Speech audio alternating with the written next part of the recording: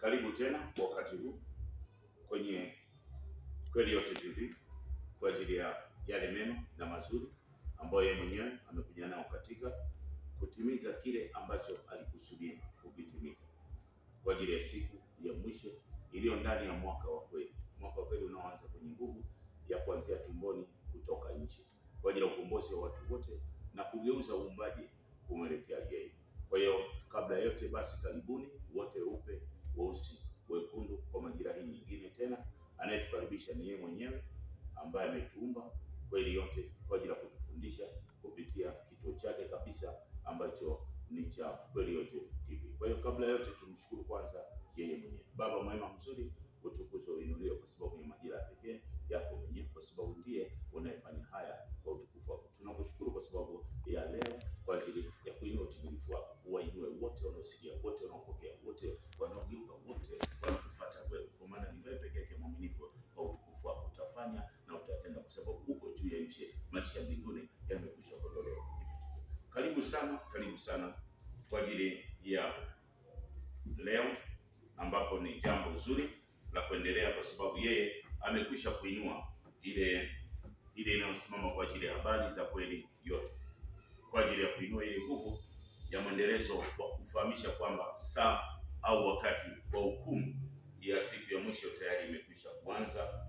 Kwa hiyo ni lazima kila mmoja aelewe, afahamu kwamba ni kweli kwamba imeanza, ili kila wakati tuweze kujulishwa na kufahamishwa, kama vile ilivyoandikwa kwenye nguvu ya Ufunuo 14:6. Anasema, kisha nikaona malaika mwingine akiruka katikati ya mbingu, mwenye injili ya umilele, awahubiri hao wakao juu ya nchi, na kila taifa na kabila na lugha na jamaa, akisema kwa mamlaka iliyokuu, mcheni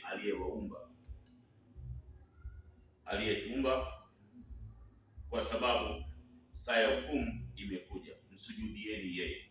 Kwa hiyo ametuambia hapo kwa ajili ya maelezo sahihi sasa ya kwamba namna alivyokuja kwa ajili ya siku ya mwisho. Siku ya mwisho maana yake ni ile nguvu ya kuhukumu ubaya wote, yaani ile nguvu ya uongo wote, ndiyo nguvu ya mauti na kaburi. Kwa hiyo hicho ndicho anachokifanya kikubwa. Sasa leo kwa ajili ya kuelewa na kufahamu chanzo cha vita na mafarakano,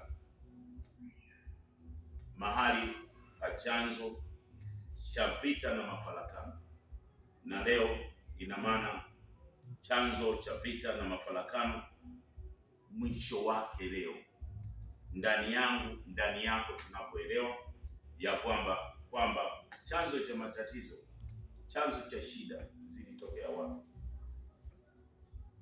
Leo tutafahamu kabisa, tutaona chanzo cha matatizo au mahali ambapo yalianzia haya mafarakano, ndani ya familia, ndani ya uumbaji, ndani ya kila mahali. Tunaona mpaka sisi tunatolewa, ni mahali pa Mwanzo 2 ile 23-25. Hapo ndipo nguvu ya ubaya na kila kitu kilianzia hapo.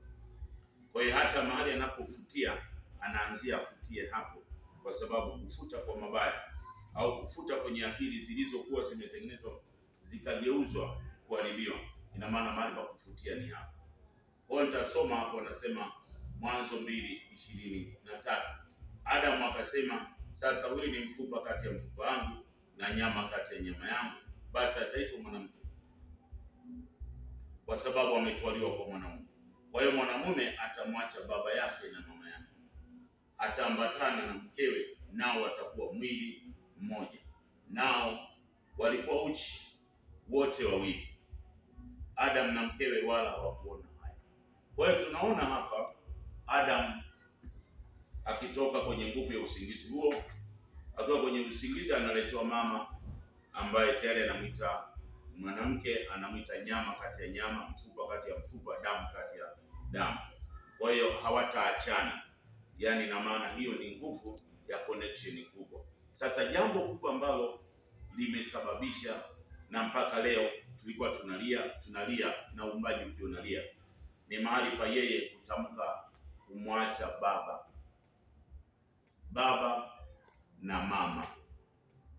Baba na mama juu ya nchi ndio chanzo cha mafarakano, chanzo cha vita, chanzo cha ubaya unaoonekana, kwa sababu ya lile neno ambalo halikufahamika kwamba Adam alipotamka na mwacha baba na mwacha na mama alikuwa na maana gani.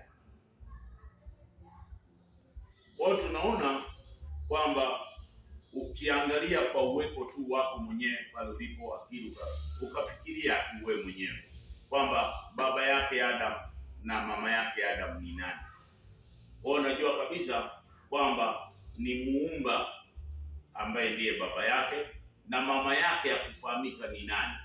Kwa hiyo pale ikawa ni fiche, hakuna mtu wa kutufungulia hapo mpaka ile siku ya mwisho yake mwenyewe kwa ajili ya kuangusha ule mfumo uliokuwa tayari umeharibika.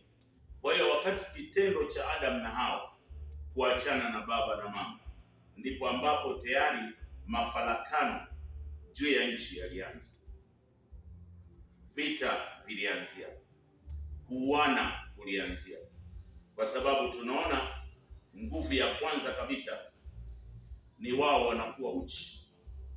Kwa hiyo wananyang'anywa jicho, wananyang'anywa akili, wananyang'anywa mfumo wa kuelewa. Kwa hiyo vita inaanzia hapo, kwa sababu ukinyang'anywa akili, ukinyang'anywa jicho, ukinyang'anywa sikio, ukawa hauoni vyema, ina maana tuna shida hapo. Kwa hiyo tunaona sasa kwamba kila ambacho alinyang'anywa ni ile nguvu ya kuelewa vyema, kusikia vyema, kuona vyema na ule moyo wa kuhifadhi yale mema. Kwa hiyo akapelekwa nje. Tunaona kwenye Mwanzo 3 ule mstari wa 5. Hata ukianza 1 mpaka hiyo 5 nitasoma. Basi nyoka alikuwa mwerevu kuliko wanyama wote mwituni aliofanya yeye Kolioto. Akamwambia mwanamke atii, hivi ndivyo alivyosema yeye, kweli msile matunda ya mti ya bustani? Mwanamke akamwambia nyoka, matunda ya bustani twaweza kula. Matunda ina maana ni ile nguvu ya kukubali. Ndio maana kwenye Misali 18:20 utaona kwamba uwezo wa mtu ni katika kinywa.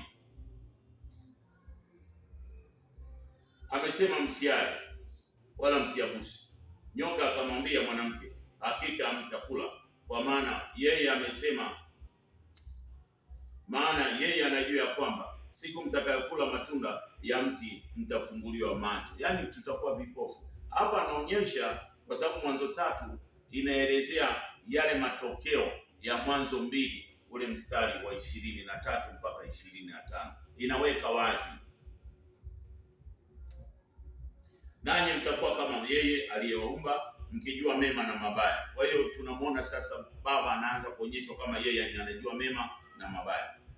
Mwanamke alipoona ya kuwa ule mti wafaa kwa chakula, wapendeza macho, na ni mti wa kutamanika kwa maarifa, basi alitoa katika matunda yake akala, akampa na mumewe, naye akala. Wakafunguliwa wote macho wawili, wakajijua kuwa wako uchi, wakashona majani ya mti, wakajifanyia nguo za majani. Kwa hiyo ni temporary life, ndio wakawa sasa kwenye nguvu ya mfumo huo. Tunaona sasa hichi kitendo cha wao kuwa uchi ndio kilisababisha sasa nguvu ya mauaji.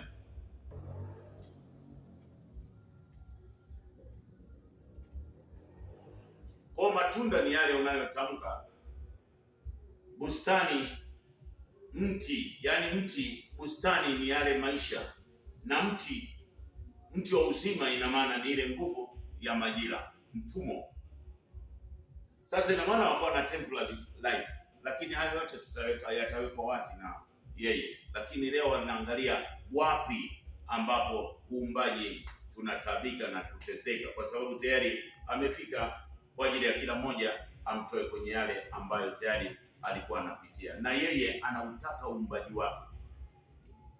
Kwa tunaona kile kitendo cha kuacha nguvu ya baba na mama, ina maana hatukuweza kumjua baba na mama. Kuanzia hapo hakuna anayemfahamu baba wa kweli ni nani, na mama ni nani wa kweli. Kwa hiyo tunaona kile kitendo cha kufukuzwa, sasa akafukuzwa na yeye akawa kwenye nguvu ya majira ya kuwa msituni. Ndio maana akafa akiwa na miaka 930 ambayo iko kwenye Mwanzo 5:5. Lakini Adam na Hawa jina lao ni Adam. Kwa hiyo jina lao ni Adam, yani kuonyesha kwamba baba alikuwa ndani yao ameweka moja, yani ile majira ya moja kabla hawajamwacha.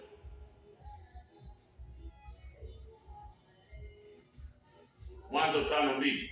Mwanamume na mwanamke aliwaumba, akawabarikia, akawaita jina lao Adam siku ile alipowaumba. Kwa hiyo unapoona mwanamke na mwanaume, ina maana ni mfumo wa uasi juu ya nchi, kwa sababu hajulikani sasa baba ni nani na mama ni nani. Kwa hiyo tunaona sasa anaenda utumwani miaka 930. Tunaona anakabidhiwa sasa kwa ajili ya huyo Yeremia kuja kutuonyesha, Yeremia 27:5-9, ya kwamba uumbaji wote sasa na watu wote wamekabidhiwa Babeli, yani watumikishwe sasa namna ambavyo uumbaji wa dunia na mambo yalivyo kwa utendaji wa ubaya, yani kutumikishwa sasa, kwamba hatutumikishwi tena na baba. Ina maana tunatumikishwa kwenye mifumo ambayo tayari tumekubali kuwa huko. Yani ina maana sasa anasubiri wakati wa miaka ile 70 itakapotimia. Ndio maana akasema baada ya miaka 70 nitawaingilia tena. Ile Yeremia 29 ule 10-14, ili aturejeshe. Kwa hiyo kitendo sasa cha Adam, kwa sababu baba anasema yeye ni mmoja, kwa hiyo sisi akatupa miaka 1000. Kwa hiyo miaka 1000 tulipo disconnect kwake, kumwacha baba, kumwacha mama, ina maana tuliachana na ile mfumo wa kuishi yale maisha tuliyokusudiwa hapa juu ya nchi. Kwa hiyo mfumo huo sasa ndio kasababisha sisi twende utumwani, kwa sababu tunaishi nusu ndani. Kuna 930 na kuna miaka 70. Ina maana sasa tunaishi kwenye nguvu ya wale tulio tayari wanatutumikisha. Babeli ina maana ni mfumo wa matengano, ni mfumo wa mafarakano, ni mfumo wa kutokuwa mmoja, kila mmoja pale na imani yake na tumaini yake na kila kitu. Kwa hiyo kwa sababu sasa tuko hivyo, kwa sababu baba sasa hajulikani baba ni nani na mama ni nani. Sasa inasubiriwa ile majira sasa ya miaka 70 kutimia, na imekwisha kutimia. Ndio anatueleza sasa kwamba ile chanzo cha mafarakano na vita na uharibifu juu ya nchi vimetokana na nini? Kwa vimetokana na kumwacha baba na mama, na kwa sababu hatukumjua baba ni nani na mama ni nani, ina maana hapo ndipo tulipoharibikiwa kabisa bila kujua. Lakini kwa sababu amekuja sasa ili atusaidie yeye kama vile alivyokusudia, ili tutoke kwenye ile aibu. Ndio maana tunaona hapa wale wanafunzi wake hawajui wamuiteje. Yohana 14 ule mstari wa 6, Yesu akawaambia, mimi ndimi njia, kweli na uzima, mtu aje kwa Baba ila kwa njia ya mimi, ila kwa njia ya mimi. Kama mngemjua mimi, mngemjua na Baba. Tangu sasa mnamjua, tena mmemwona. Filipo akamwambia, Bwana, utuonyeshe Baba, yatutosha. Huyo kweli kwa levo ya Yesu akamwambia, mimi nimekuwepo pamoja nanyi siku hizi zote, wewe usinijue? Filipo, aliyeniona mimi amemwona Baba. Basi wewe wasemaje, utuonyeshe Baba? Kwa hiyo uumbaji wote, kwa sababu hata mitume hawakumjua Baba. Hata Petro wakati anasema juu yako Petro nitalijenga kanisa, kwa sababu Baba ndio amekuonyesha. Baba kwa utendaji wake hatukumjua, na mama hatukumjua. Ndio maana sasa hivi vyote unavyoviona vita ni kwa sababu baba na mama hatumjui. Ndio maana sasa yeye alikuwa anamjua kwa viwango vyake, kwa sababu tayari alikuwa ameagizwa na ule ufahamu. Kwa hiyo Yohana 14:28 anasema, mlisikia kwamba mimi nawaambia, naenda zangu tena naja kwenu. Kama mngenilipenda mngenilifurahia, kwa sababu naenda kwa Baba, kwa maana Baba ni mkuu kuliko mimi. Na katika uponyaji wa uumbaji wote ni Baba ndiye anayesimama kwa ajili ya uponyaji mkubwa, yaani ule utendaji wake ndani yake. Tunaona kwenye mahali pa Yohana 17 ule mstari wa 3, na uzima wa milele ndio huu, wakujue wewe Mungu wa pekee na wa kweli. Kwa hiyo yeye alikuwa anafahamu kwamba Baba ni nani, ila kwa sababu tayari tulikuwa tumeshatoka kwenye nguvu ya kuachana na Baba, yani kuachana na Baba, kuachana na mama, ina maana sisi ndio tukasimama kama baba na mama juu ya nchi. Kwa hiyo leo unavyomwona baba na mama kwa majira ya uhalisia, hajijui mama ni nani na hajijui baba ni nani, lakini baba maana yake ni kubwa kabisa katika uumbaji huu. Kwa hiyo leo sasa ufahamu kwamba baba, kwa sababu yeye ndiye mwenye kila kitu juu ya nchi, lazima tumjue maana yake, ili sasa mafarakano, vita, uharibifu juu ya nchi viondoke, kwa sababu hata badiliko ndani ya familia, kubadilika watoto, kwa sababu wewe ni baba na huyo ni mama, lakini hatujijui sisi ni akina nani.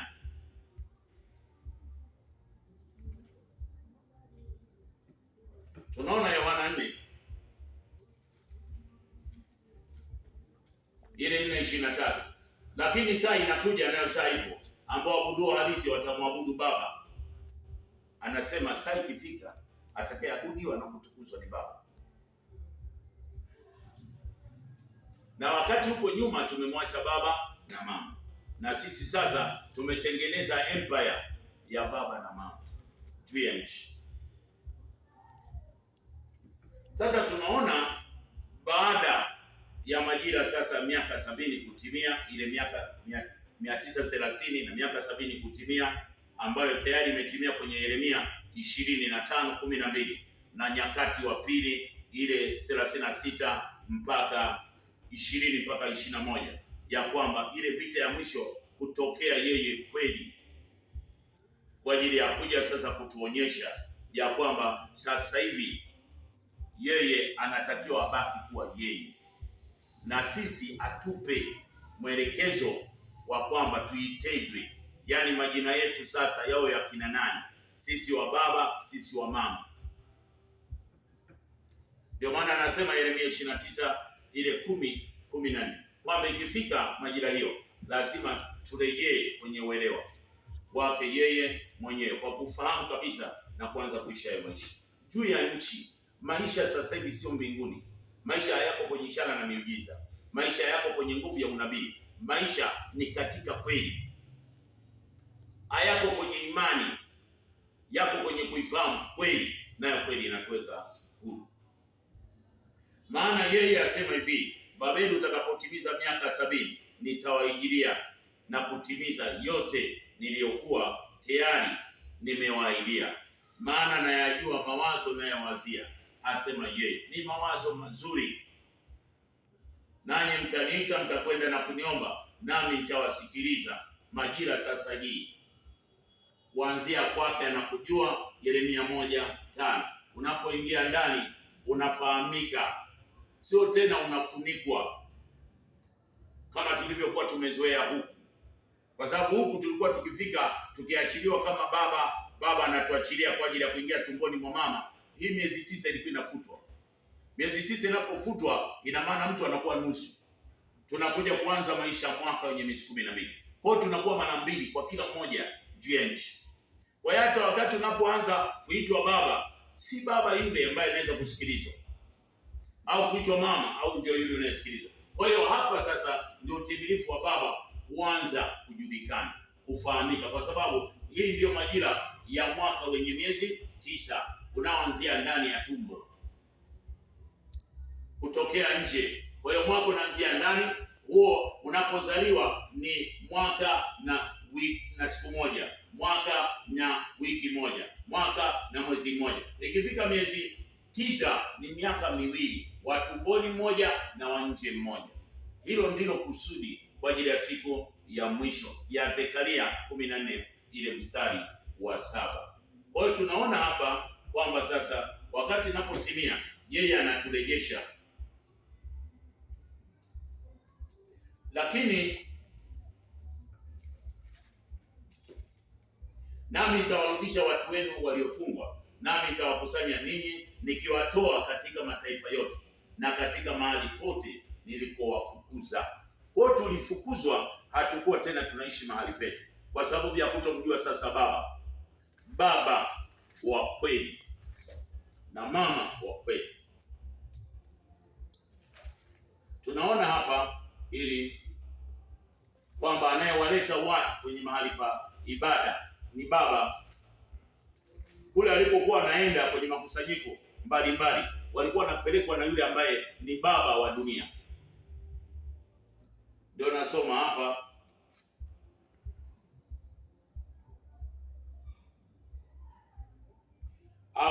Yohana 6 ule mstari wa 43.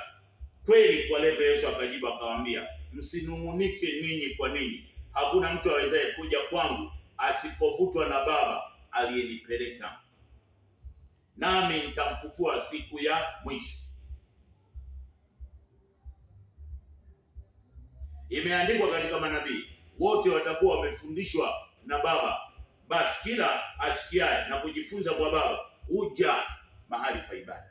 Sasa kwa sababu ibada ilikuwa haijafika ya kumwabudu Baba, bado tuko kwenye unabii, bado tuko kwenye ishara, bado tuko kwenye miujiza, bado tuko kwenye kutabiri. Ina maana ilikuwa haiwezekani. Saa ikifika ya kumwelewa Baba ndio anaanza kujitukuza.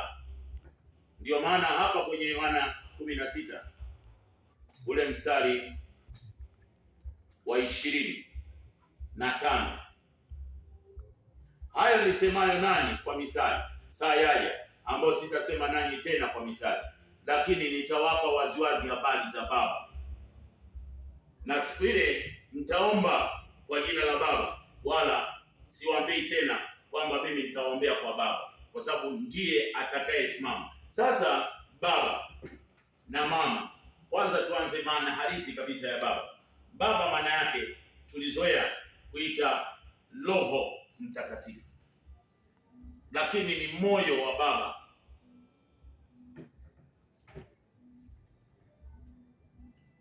Ndio maana hapa utamwona kwenye Yohana 14 ule mstari wa 16 kwamba baba kuja kwake anakuja na moyo ndio unakuja, moyo wa kufundisha.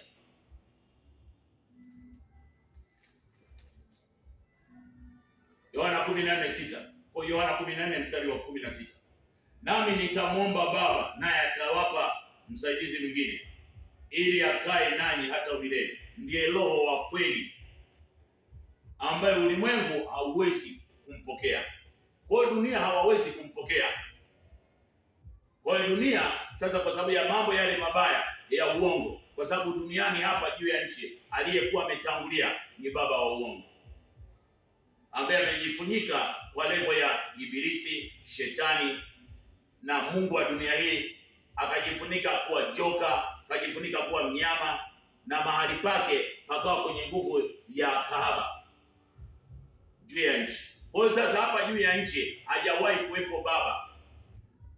Kwa sasa, kwa sababu hata wakati tunatangaza baba, ile utimilifu wake lazima afahamike, maana ya baba ni nani. Tunaona kwenye nguvu ya Mathayo 10 ule mstari wa 19. Lakini hapo watakapowapeleka, msifikiri jinsi mtakavyosema, maana mtapewa saa ile ile mtakayosema, kwa kuwa si ninyi msemaji, bali ni Roho wa Baba. Kwa hiyo tunaona sasa Roho wa Baba ndio aliyekuwa anatakiwa kuja, ambaye huko tunamwita Roho Mtakatifu, kwa sababu alikuwa bado hajaja. Ina maana sasa mafundisho ya utimilifu kwa ajili ya ile nguvu ya hukumu ya kweli kwa ajili ya uongo ilikuwa hii. Kwa hiyo uongo uliendelea, ishara za uongo, ushetani juu ya nchi uliendelea kabla ya yeye kuwepo. Tunaona hapa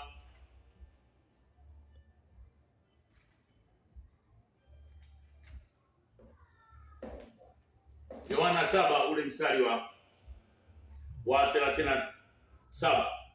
Yohana 7:37. Hata siku ya mwisho, siku ile kubwa, huyo kweli kwa levo Yesu akasimama akapaza sauti yake akisema, mtu akiona kiu na aje kwangu anywe, aniaminie mimi, kama vile maandiko yalivyosema, mito ya maji itatoka ndani yake.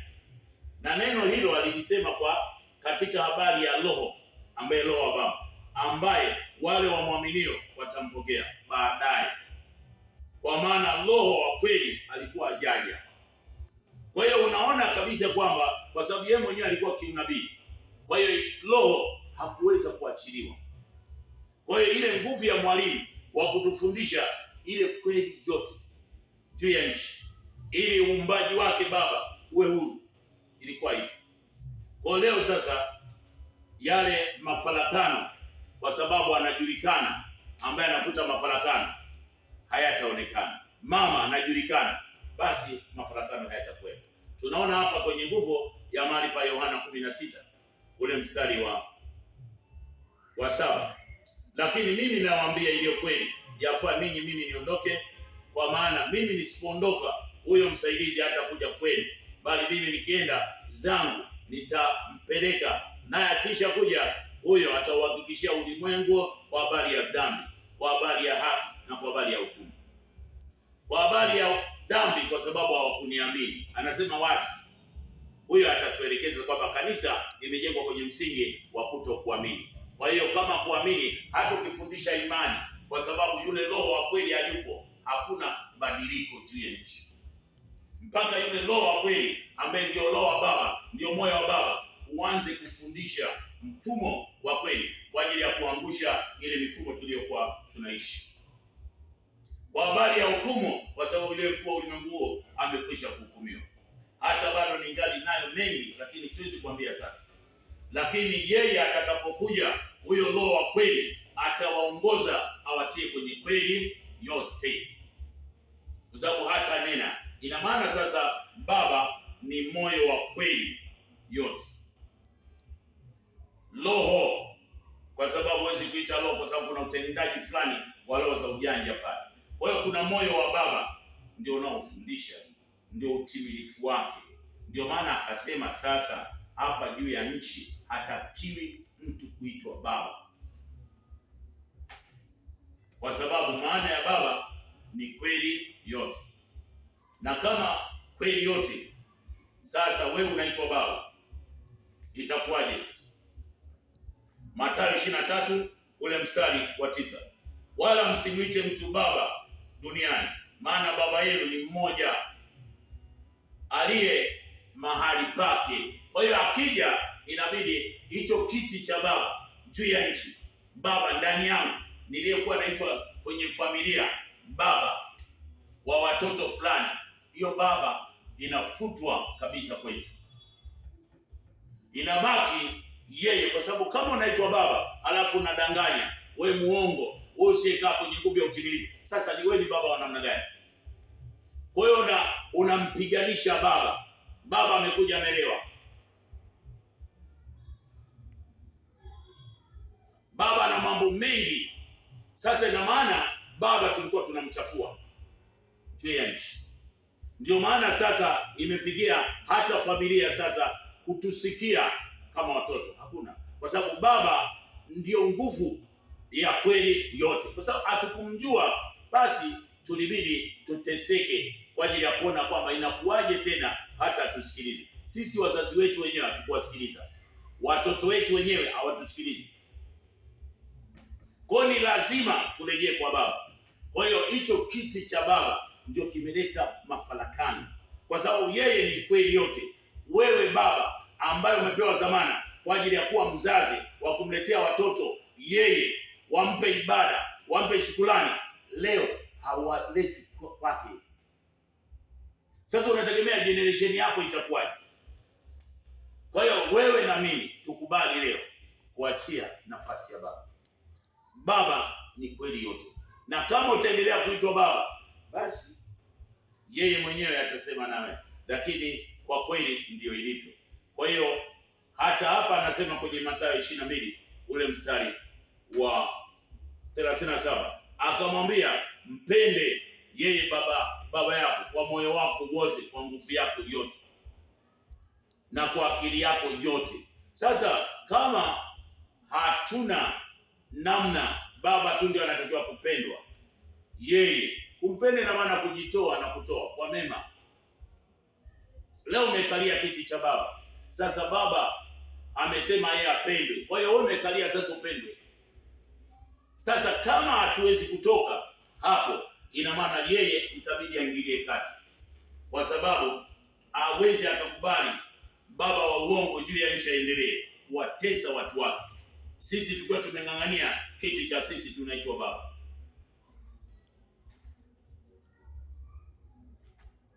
Ndio maana Yohana sasa ile 8, alafu kamalizia hapo.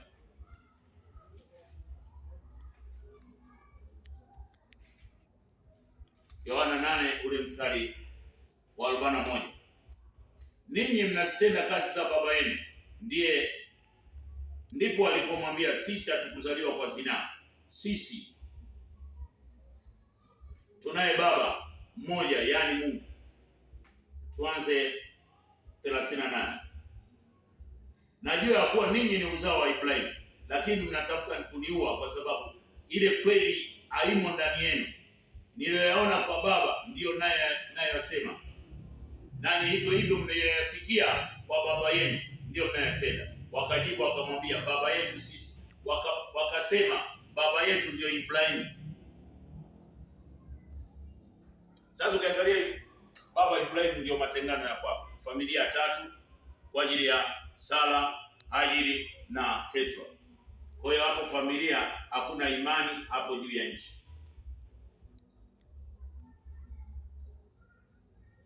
Wakajibu wakamwambia, baba yetu Ibrahimu.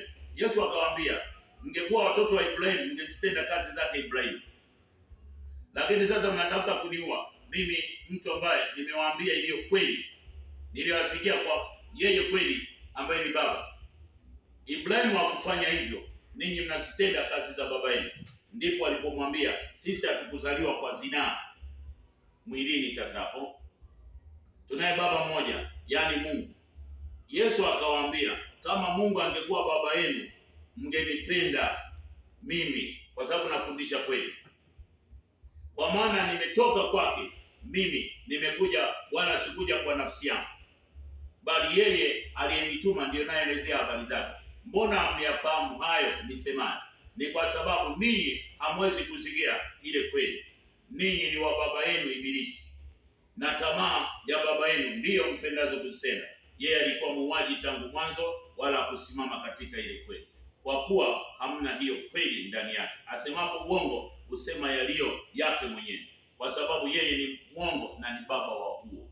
Sasa ina maana kama tutaendelea kukalia kiti cha baba, kuitwa baba,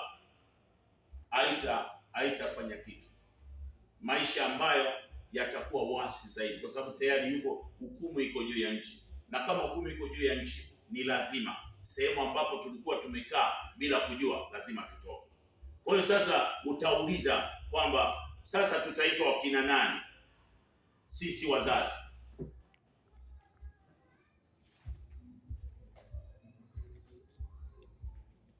Hapa alisema amri ya pili ilikuwa ni kuheshimu wazazi. Kwa hiyo heshima ya wazazi iko pale pale.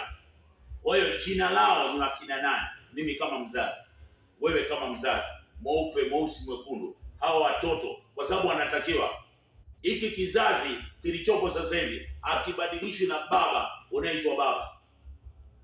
Hiki kizazi akibadilishwi kwa sababu unaitwa mama. Yupo ambaye anaitwa baba wa kweli, ambaye yeye ndio atashika hizo akili na kuzigeuza kama alivyosema kwenye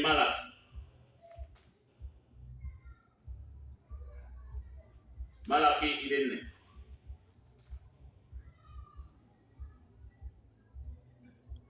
Angalieni nitawapelekea Elia nabii. Alikuwa anatumika kama Elia, lakini ni kweli yote yanakuja mwenyewe kabla haijaja siku ile ya yeye mwenyewe iliyo kuu ya kuogofya, naye ataigeuza mioyo ya baba iwaelekee watoto na mioyo ya watoto ielekee baba zao. Sasa kwa sababu hatukuwa tunaelewa waitweje, kwa sababu ya utimilifu ulikuwa bado na tulimwacha baba na mama, ina maana hatukumjua baba aitweje. Sasa leo tambua baba anaitwaje wa familia, sio baba wa muumba. Kupitia Yohana ile 3 ule mstari wa 29,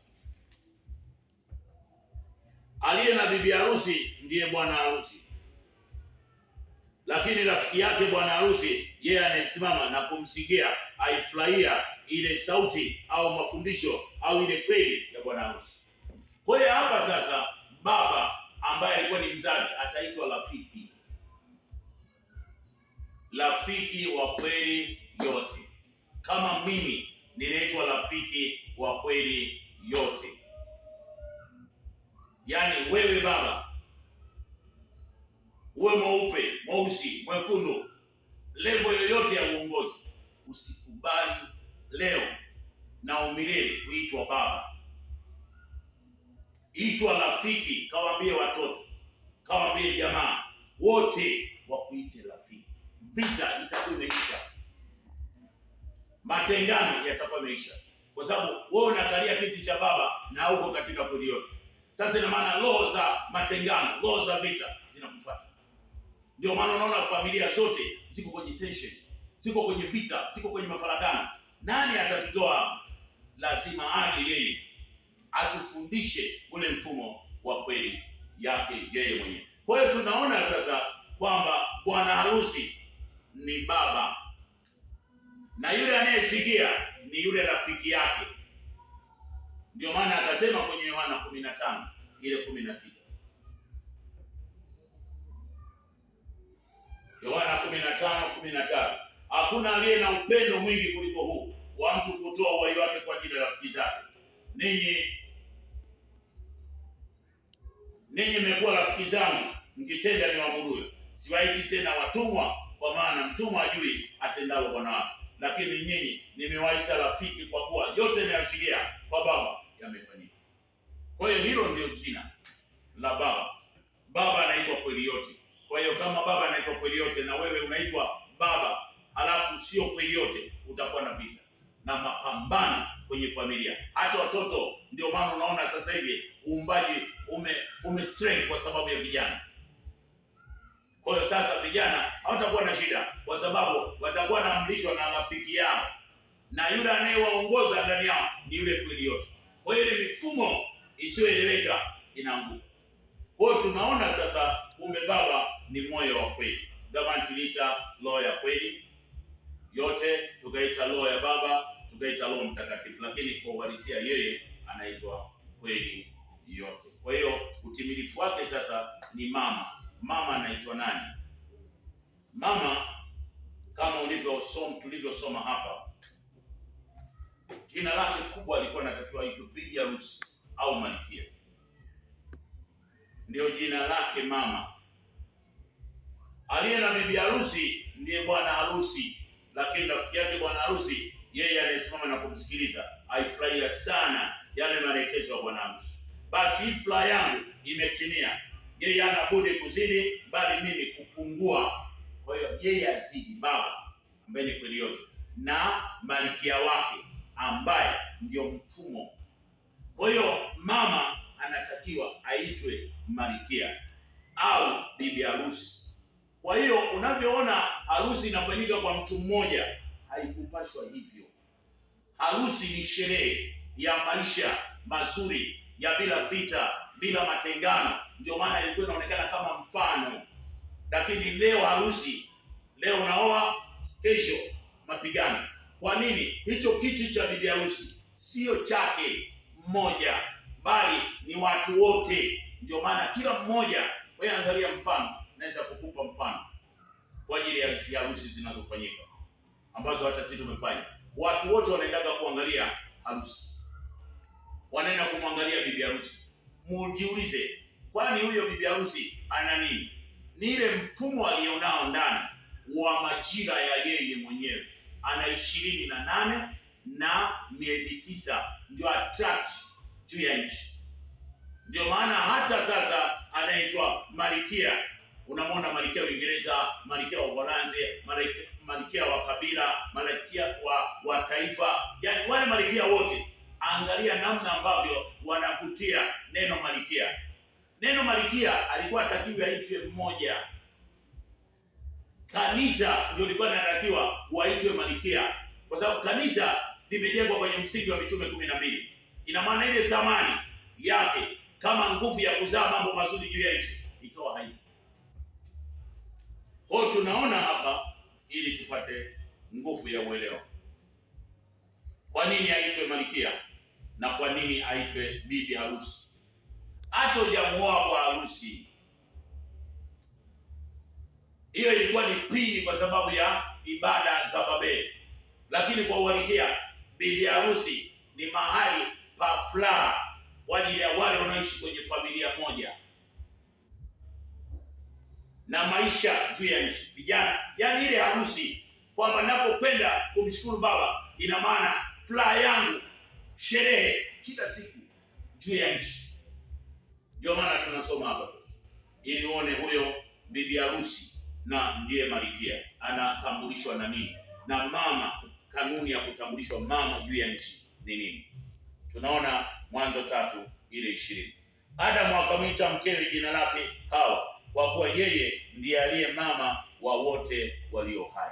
Kwa hiyo formula ya mama, yani ile mfumo wa ibada ulikuwa tuabudu kwenye mfumo wa 28 miezi 9, ndio ibada ilipokuwa inatakiwa. Ndio maana ukisikia mtu anaitwa mama kanisa ina maana amebeba 28 siku na miezi 9. Ndio maana unaona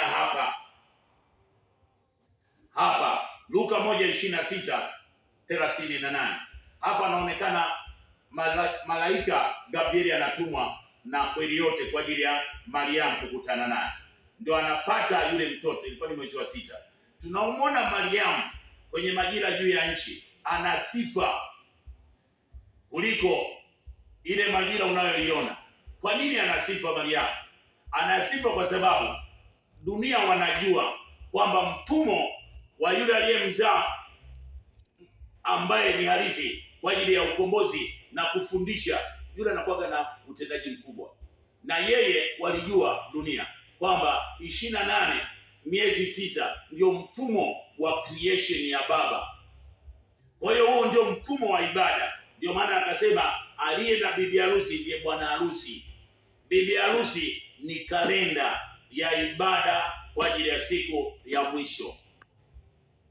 Hiyo sasa, kwamba utambulisho wa mama ni nguvu ya kuzaa kwake. Ndio maana wewe jiulize, kama unataka mambo yako yawe vizuri, hebu korofishana na mama vizuri tu. Mlikuwa mmepatana, mkorofishe. Hata asiposema, lakini yale utakayoanza kukutana nayo nini. Kwa nini? Ana siku 28, wiki na siku 7, mwezi una wiki 4, na yeye ndiye amebeba ule mfumo wa Baba. Sisi kwa ajili ya kuja kupitia hapo, ule mfumo sio wake, ila yeye ni chombo cha kubeba ule mfumo wa watu kutokea juu ya nchi. Ni chombo cha kumletea Baba watoto. Sasa walipoachana na Baba, wakaachana na mama, mfumo halisi hata mama ajui kwa nini alikuwa na nguvu. Mama alikuwa na nguvu kwa sababu yeye ndiye aliyekuwa ametekwa. Sasa alipotekwa Adam kwa ajili ya ukiri wake kwa kuondoka, akaachana na kweli. Mama akawa anaishi leo, mama ajitambui, alikuwa ajitambui.